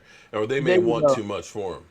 There you go. So Bryce Love is a name. Listen, he had some juice. It was people talking about he would have been better than Christian McCaffrey. Had the injury. But to me, he's not from Notre Dame, guys. He's from Stanford. So just a back with some juice. Because you got to think, too, Ezekiel Elliott is 23. So that means Cowboy 5 Crunk more in the house. prime years if no injury. So what we want to do is extend that to at least 30. So why not bring in a guy who can help, ease we got to extend. You're preaching to the choir right now. Yeah, because that's the thing I'm worried about. Because, you're talking about extending Zeke and giving him Todd Gurley money. Well, Todd Gurley's dealing with arthritis in the knee, and you could see how he on the 25 years old. Yeah, 24 years old, and we know running backs, they hit the wall, and all of a sudden they're punch drunk, and they are just out of there. So I'm worried about the way that we are just running him. But with that being said, though, I look at this season, the fact that our offensive line should be in a better position, the fact that you've got Jason Witten who can block. Now, we'll see if being off for a year makes a difference or not.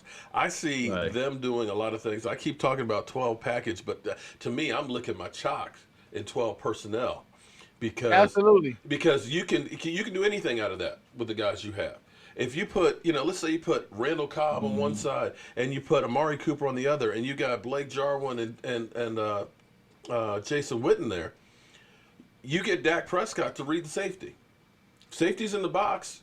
You go ahead and you go routes with your 2 wideouts. There you go. Okay. Simple. Yeah. Right. Make the game if the simple safety's not in there, you got 7 blockers. You just run and you take that all day. Or you fake the dive and you roll Dak Prescott out with those guys going in. There's so many things that you can do from that. Yeah, Mark, talking that XO stuff, baby.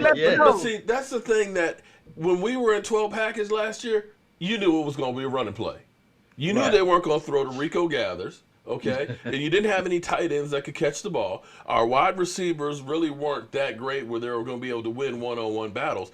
But Michael Gallup, as the season went on, you could see he could go deep. You know, Amari Cooper can play inside, outside. He can beat you any which way. So now they didn't respect us the first part of the season. You better respect Amari Cooper out there right now because he will take it to the house. And if Michael Gallup keeps going the way he's going, it's the same thing right there. Right now, it's death by 1,000 cuts. You can run Zeke up the middle. You can roll Dak Prescott out. You can have these guys do crossing routes in the middle. There's so many things that it opens up that we didn't do before. We were so freaking predictable with our offense that you knew Dez Bryant is going to be on the outside. He's going to run 1 of 5 routes, and by down and distance, you know what that's going to be. And you know what you need, Mark? What's that? You hit it on the head, sir. Good sir. Sir. Oh, Lord, here we go. But you know what you need, seriously though, Mark? You need Gallup to take a jump. Because now, everybody's talking about drafting a wide receiver for what? You drafted a great one last year. Whatever happened to development? Whatever happened to so Michael Gallup, I get into a lot of arguments with Skins fans, but there's probably Skins fans watching this stream. But Michael Gallup's numbers, thank you very much. His first year numbers are comparable to Josh Doxson's fourth year numbers. Yeah. So let's let him, and then you have a great 1-2 punch in Cooper and Gallup. Because like you said, so the route running thing, I think that the Cowboys not only had the foresight to know where the league is now transitioning. Corners are coming into the league day one and are locking. So you now have to become a what? You have to become a route technician. If you can't run routes now, like the years of the big go-get-it receiver, I mean, Corey Davis, he's been okay. Laquan Farwell, kind of was a bust. But also keep in mind, too, wide receivers usually don't come out the box being able to play. That's one of those positions that usually takes a year or two to get in there. The same thing I say about edge rushers. You look at D-Law. D-Law, his first year, although he was injured a lot, he didn't come on until the end of the season. His second year, he came on, did pretty good. Third year, not so much. So that's one of those things. It's another one of those positions that it takes you time where you don't necessarily just come out the box ready to be, a superstar. And so, like I said, when you looked at how the season and getting Amari Cooper made all the difference for everybody, but you could see his numbers were getting better as the season went on. And hopefully he'll be able to take another step now that it's not, everybody's got a name on their helmets because nobody knew anybody in training camp, Yeah, I mean, and the thing that you love about Cooper, so you see all this stuff with Antonio Brown and all these divas and all these. You really can see, I mean, Amari Cooper hasn't tweeted anything in 3 years. You can really see that he just cares about the game. It's kind of like Cowboys fans it's kind of like different for them because they're used to receivers that want attention. Oh my God! And want and it's kind of like we don't know what to do. We we kind of want to you know what I mean, Lost? Like, we kind of want to. What's Amari thinking? Maybe he just doesn't want to be on Twitter. Maybe he doesn't want. That's his. Listen, I'm not gonna lie to you. When we went to the autograph signing show, because Mike was like, "Man, I got to get Amari Cooper's, autograph and everything else." Amari Cooper is just. I mean, he's like ice water. I'm telling you. I mean, literally, his person, and you see him on the sideline. The only time I've ever seen him happy was when, after the Eagle game, when he was talking about how he basically threw Linehan under the bus. Which, and said, look, I told Dak, man, we can't keep running that same route, man. It's garbage. We need to go with the go route and get this thing in here. That was the only time you have really seen that guy smile. He goes to work. He takes care of business. You don't have to worry about him talking about, give me the ball, do this, do that. I love it. Yeah, I mean, Marvin Harrison 2.0. There you go. I mean, situation, but Marvin Harrison 2.0. Yeah. He just the thing is, I mean, and even you like that honesty. I don't think that he was trying to even throw him under the bus. He was really just telling it how it was. I think he felt proud about it too. But it's like, we won that game partially because of what I came up with. Yeah. I mean, listen. For me, I love the way, and you know what? I was a guy who. I wouldn't say was critical of Dak, but watching Dak. But here's the thing: if you cater. Come on now. Wait. Come on now. Come on. Tell the truth now. Here we go. Hell no. Oh, no. Don't make me have to go back to the videos and stuff. Because you said Dak is not the one. You said Dak is not the one. No. Here's the thing. I was very critical of Dak. Dak pissed me off so many times. But here's the difference. I can also admit when I'm wrong. And I won't even say that I'm wrong. It's just what has to happen is we need something catered for the player, right? And we also need we need an offense that allows him to grow.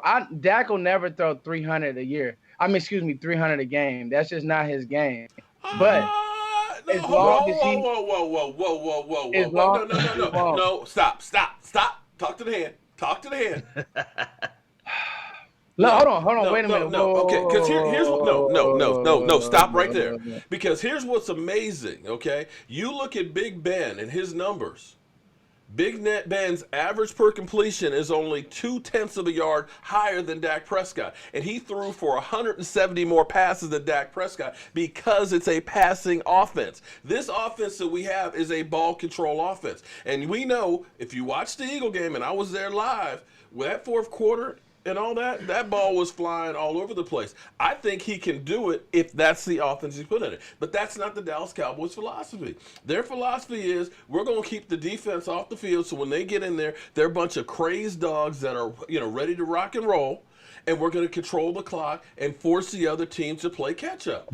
Hold on, Mark. I'm not here to debate. I don't want to get into the Dak, this, that, and the third. We all get emotional. Look, you're talking about, look, that's my son there, okay? I know that's Michael Anthony. It's Dak Prescott, right. Hey, look, John House said I still hate Dak. I don't hate Dak. But what I will say is when Dak is, let me just say this. He played well. He played well this season. That's it. He played well towards the end of the season, but you got to continue to see growth. And the offense needs to grow around him. Now, what you got to do is moving forward, you got to cater something. Let's see what Kellen Moore can do. You got to cater something. I don't think that Dak is best in the pocket. I think he's best when he's rolled out, and I think he's best when you can design. And he throws best on the run, honestly. So I think you got to design some things. I don't like when people say I'm a Dak hater and this, that, and the third. I'm critical. I'm critical of everybody on the team. I just told you guys that Zeke burned out. If you guys watch the Rams game, Zeke looked slow. He did. I agree with you 100%. The point of it is we got to be critical of our team. I'm the same person who told you guys there's no way I would start Sean Lee in the playoff game. There's no way. So that's the same mistake we made with Morris Claiborne, against 2 years ago. The same thing. Morris Claiborne had been injured for weeks, and we're going to start that guy. He hasn't done shit in 2 months. Absolutely. And that was just like, oh man. And we keep making those same mistakes at critical times. Hopefully we don't make those mistakes. But I tell you what, though, I am interested to see what the defense does in year 2 with Chris Richard. Now that Chris Richard is basically the defensive coordinator. Well, so hold on. What was the question, Mark? I said I can't wait to see what Chris Richard does with the defense. Now that it's year 2. I think you'll see a lot more. So the Leighton Vander Esch thing, I think it took all the Cowboys Nation by surprise. Right. Just how he's able to now, playing zones, playing space. God, yeah. He's super smart. The biggest thing is I just pray that he doesn't get hurt because he's huge, dude. Yeah. Like that 260 and he can run. So I just pray that he's able to stay healthy. I think that our defense will be fine. I want to hear what Cowboys Nation thinks about this. Towards the end of the year, I really thought that Cheeto had a better year than Byron, especially towards the end of the year, as far as what they were asking him to do, like playing and press. I mean, Cheeto really didn't give up any big plays. There was a couple times that they kind of picked on Byron as far as, his penalties and kind of the plays. They were kind of throwing at Byron. He started off the year hot, but I really like the way that Cheeto finished. He did have surgery, too, on that hip. Yeah. So he was actually playing with the, but it was a hip flexor, wasn't it? Was it a hip flexor? Something like that. So that's where you can kind of look and say, oh, okay, maybe that was part of the reason why he slowed down. What I'm interested to see is, you've got Chris Richard, who is fantastic in creating D-backs and safety, is if he can take George Iloka Iloka and end up turning him because he's got that size. I mean, the guy is 6'4". He is a big safety to see what he can actually do with that guy. Because, you think about going to last year, who thought that Byron Jones was going to be one of the top cornerbacks in the NFL?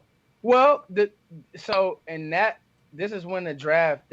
I tell you, Dallas made a big mistake making him a safety out of the draft, Mark. Oh, I agree. Yeah. And that's where they hit it right with Leighton and how they want to play defense and hit his pass coverage and so the Cowboys run a lot of cover 3, especially with Chris Richard. So I know Chris Richard signed off on it.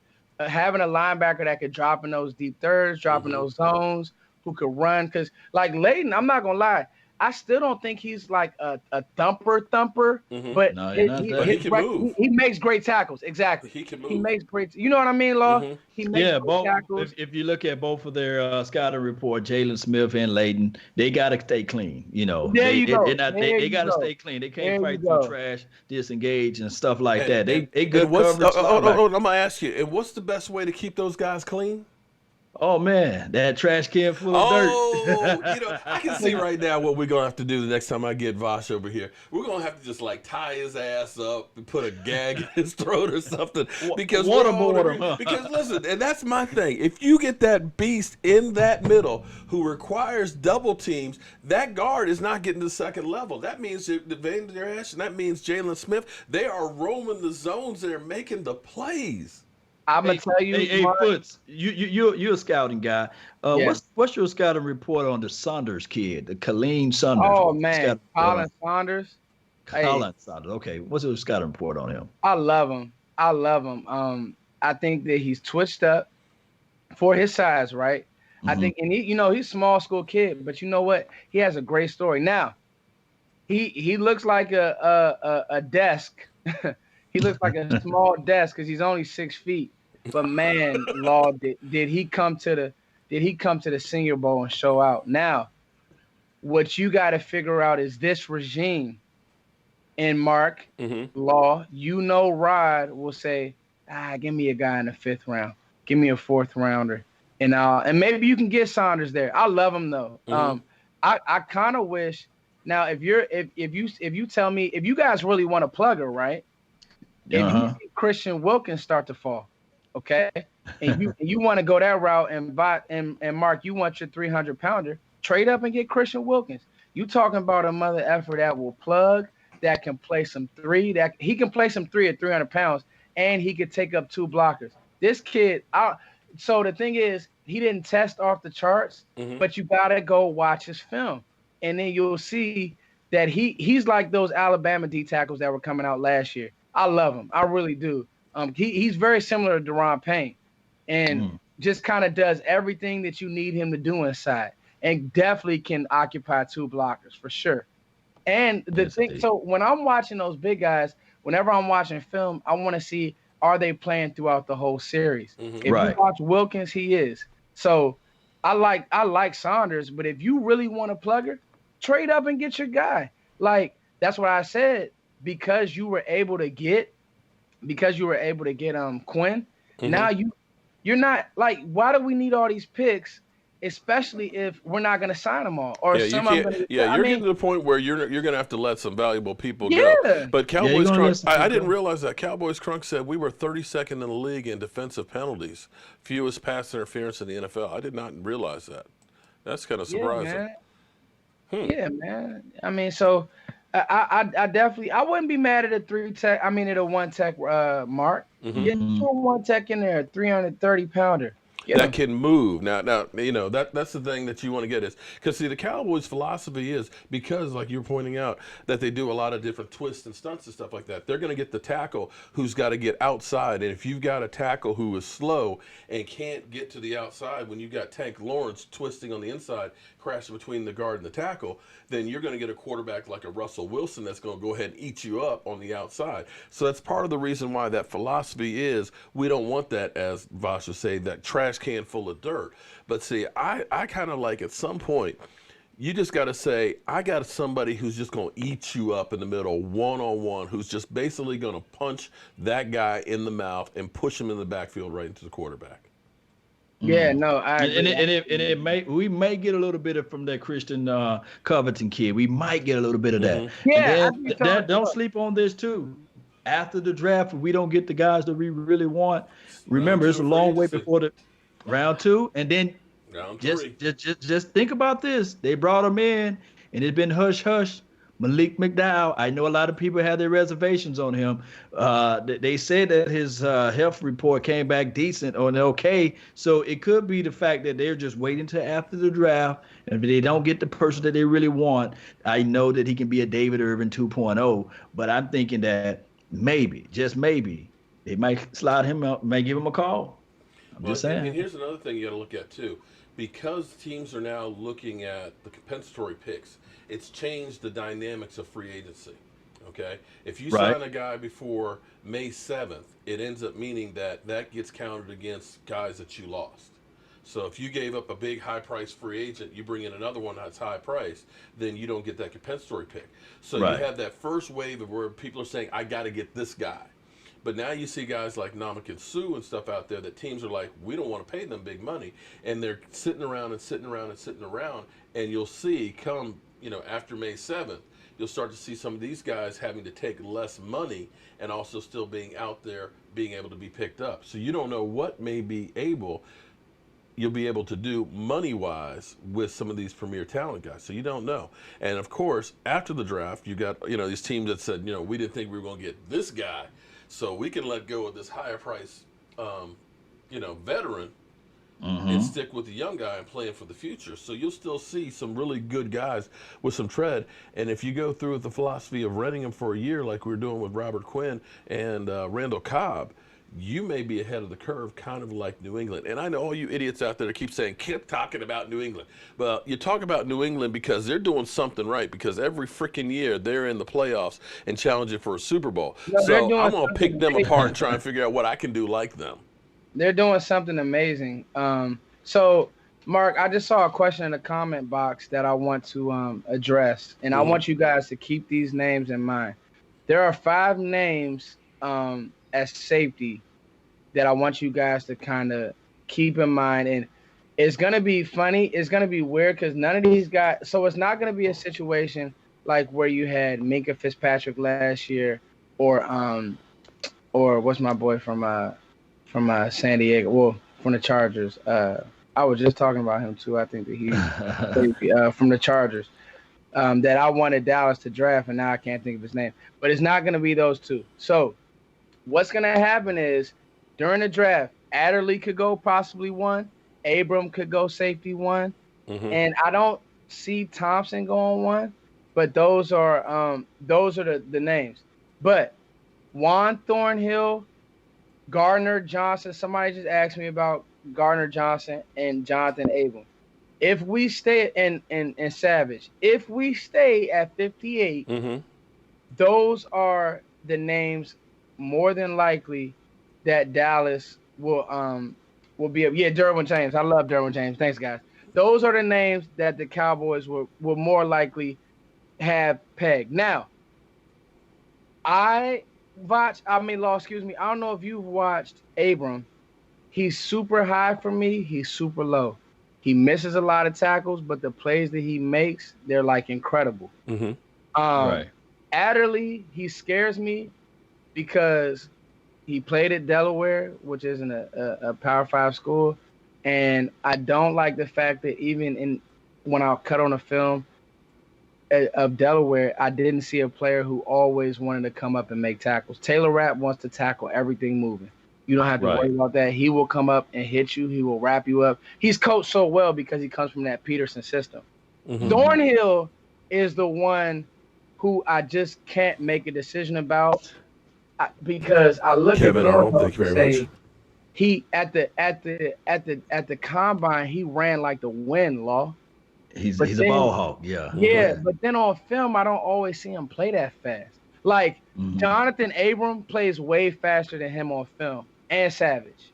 But he had great times. So and then Thompson, I got a bunch of Alabama friends who are Alabama fans who are friends. They said he should have went back to school. I don't really like Thompson much at all. Talking about Deontay Thompson. Yeah. I think he takes bad angles, and he could have been hidden by that Alabama defense. Now, Gardner Johnson reminds me a lot of Cheeto in this. He played corner and safety, and he played in the slot, and he did all of them well. So those are the names that I want Cowboys fans to remember as safety, because I just have a feeling that Taylor Rapp is going to go early, and so is Adderley. Gardner Johnson, Abram, Savage, and Thornhill. Well, let me tell you this, though. Look for probably Anthony Brown to play in Byron Jones' positioning if his hip is not all the way correct for the first week or for the first 3 weeks, okay? Look for a guy that can be a rotational guy that can play in the splits, the deeper splits, and go into the thirds, who can also play down into the closer to the LOS. So you may be looking at your Gardner kid. You may be looking at that guy that they may draft. I don't know whether or not these guys that you talked about is going to outperform and beat out Jeff Heaps of the world and fight for that position over Xavier Woods. So I'm looking at a guy that I'm not taking Xavier Woods off the field. Right. So you're going to keep Xavier Woods as that deep safety, the free safety. He's going to roam, right? Sideline to sideline guy, right? Well, so whoever we draft as a safety prospect, he's going to have to be able to also be able to play nickel formation, play closer to the line. Also, he's going to have to be able to play in the slot. So he's going to have to be that guy, and also strong safety. So he's going to have to play those two roles, to me, in my opinion. Yeah. No, absolutely. Hold on a second. Travis Snell, we actually did the drawing. It was Gerard Pettis, who ended up winning the Dak Prescott shirt. So we did that about 9:45 or so, and we're actually in overtime. Ivan Sanchez, thank you very much for the super chat. Sorry, I've had my hands full with the guys over here and dealing with the other equipment and stuff. Right. Hopefully you guys are enjoying what we're doing.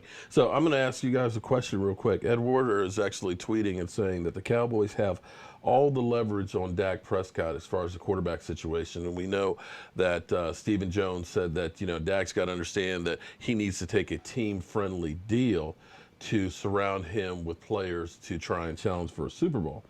And according to Ed Warder, of course, you can basically play him for that $2 million this year and then tag him next year if he doesn't take that. You think the Dallas Cowboys will play hardball with him? I don't think so. No. Because if you look at it from this perspective, they paid Tony Romo before he won the playoff game. Is that correct?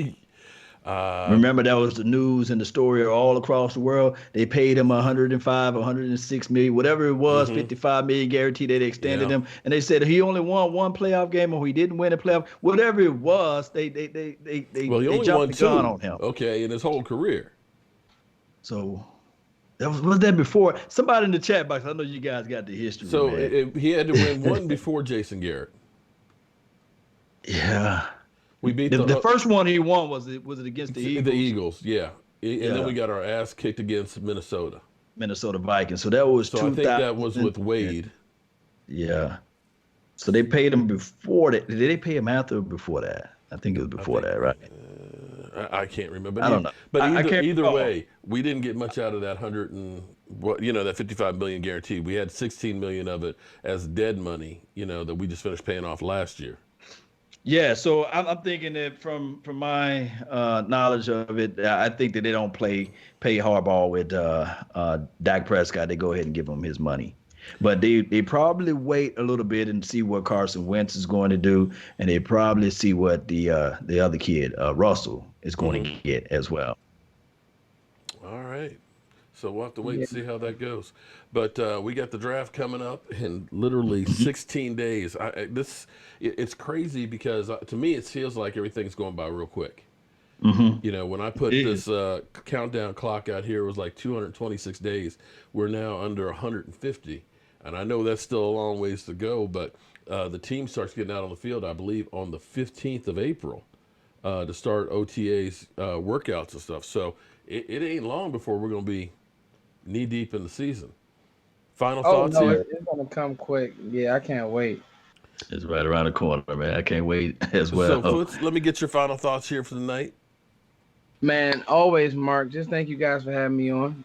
Mark, real quick before I get my final thoughts, are you having something at the house? That's actually, I was thinking about trying to do something on Sunday, get everybody to come over and see if we can do a draft show. We can get Law to go ahead and chime in. I know Vosh is still in the area, hopefully, and I've got some rope we can tie him down. Okay. and What are try you and doing for the actual draft, Mark? I'm actually thinking about going to Lucky's and doing a draft show from there each of the nights. Okay, I may come over on. I just got a feeling Jerry may move, so hopefully he does the first day. Yeah, I kind of got a feeling like that, a strange, because here it is. The Cowboys have changed what they've been doing. Okay, they haven't been spending a whole lot of money on free agents for quite a while and things, but for them to say they're all in, and I'm gonna put this out there, and I probably shouldn't, but I think I'm worried about Jerry Jones, because the more I hear him talk, when he talks about, I don't have as much time this year as I had last year. know, right? I thought I was the only person thinking about that, Mark. You That's hear crazy. the sense of urgency to win now, and I got to tell you, I feel like they are transitioning everything towards Stephen Jones. And, you hear Stephen Jones saying things like, we're not satisfied with just making the playoffs, which is why Jason Garrett's now on the hot seat, that it's about winning these Super Bowls. I'm hoping that Jerry Jones isn't, sick or something's going on behind the scenes there. But it truly feels like this team has changed and that they truly are going for it. And if they have the opportunity, I wouldn't be surprised if they traded up to really get that guy they feel that can get them to that next level. Yeah, man, it's definitely one of those things that I don't know. I just have a feeling. I feel like you said, he gonna go out with an Al Davis type bang. Like I want to make sure that my last stamp was put on this team. But my final thought. So the Cowboys gonna have Ed Oliver, huh? There you go. We going up. We going all the way up. We trading away the house. Hey, but my final thoughts is, guys, getting DeMarcus Lawrence done is huge. I think this D-line, I think the defense is going to be elite, especially if you can add that playmaker. If you want to get a plugger, get a plugger, man. The big thing is that we've hit on our first round picks, our first picks. First round, obviously this will be a second round. We've been hitting on them like crazy. So what we need to do now is get a player in here who can contribute. All right. A good draft is you need 3 contributors out of this draft. To me, that's a good draft early on. If you can do that, you can continue to stay young. So if it's the safety, give them every chance to be successful. If it's going to be a plugger like Mark wants, bring them on. Bring in a guy who can be in that rotation and make plays. I don't know about end, because I think by 58 you'll be wiped out, and I don't see a guy that I want to go up for. But I'm excited, Mark. It's just the weird thing about being at 58, you can't predict it. Pinpoint. Like you got a wide open ocean of prospects, because you just don't know.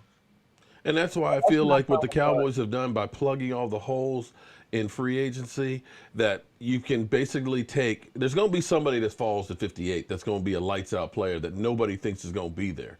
And you're in a position to take it. And it may be, like, you never know. It might be a wide receiver. It might be a running back. It might be an offensive lineman. Who knows? But you're going to find somebody who you can plug in. I think day one is going to make you a better team if you're in a position to say, I'm taking that best player available. Absolutely. That's what I'm saying. Because not like the sneaky moves. Listen, Cobb is a sneaky move. I don't care what people talk about the injury history, this, that, and the third. That's a sneaky good move. So Cobb, D-Law, you can still draft freely, and I like it. All right. Law, and of course, Cowboys Nation, sure to subscribe, check him out. He knows what he's talking about when it comes to the draft and stuff. I still got a bone to pick with him about my quarterback. But we'll get to that another day. All right, Law Nation, final thoughts. My final thoughts is, hey, you want to better your best, man. If you want a thing bad enough to go out and fight for it, to work day and night for it, to give up your time and your peace and your sleep for it. I'm saying with the deep down and the bottom of my heart that I think that we are closer to being the #1 defense in the National Football League. Woo! And how do you get that done? You get that done by drafting some more dogs. And I really think that right now I declare and decree that Chris Richard is going to be better in his second year with these group of players. So with that being said, Cowboy Nation, one way or another, with the 58th pick, we're going to draft a defensive player. Let's go. Let's go. My name is LAW Law Nation. Hit me up, subscribe to my channel, and remember, you all are listening to nothing but the best. Salute. Yeah, and Josh, man, of course y'all are always invited, man. There is no harm and there is no foul, but we're definitely going to be doing something for the draft. I had thought about going to the draft, but unfortunately with us not having a #1 pick, at least at this moment, and getting the stuff together, I just couldn't afford to do it this year. But we're definitely going to make sure that next year in Vegas, baby, I hope you guys will be in for Vegas next year. We will definitely be there at the draft. But make sure you subscribe to my man Foots. Make sure you subscribe to Law Nation, as well as Vash Scombardi, as well as E2 Blue, as well as DMV Dallas Cowboys, and of course my #1 son, Michael Anthony Fitness, because they are all working hard to bring you the best news there is on the Dallas Cowboys. And I believe that this season coming up is going to be special, starting with this draft. I think we're going to get it rolling. With that being said, it's time to turn out the lights, because this party is over. The party's over. They say that all good things must end. Call it a night. Yes, indeed, man. The party's yes, indeed, man. It's a good show altogether. And tomorrow and next year starts the same old thing again.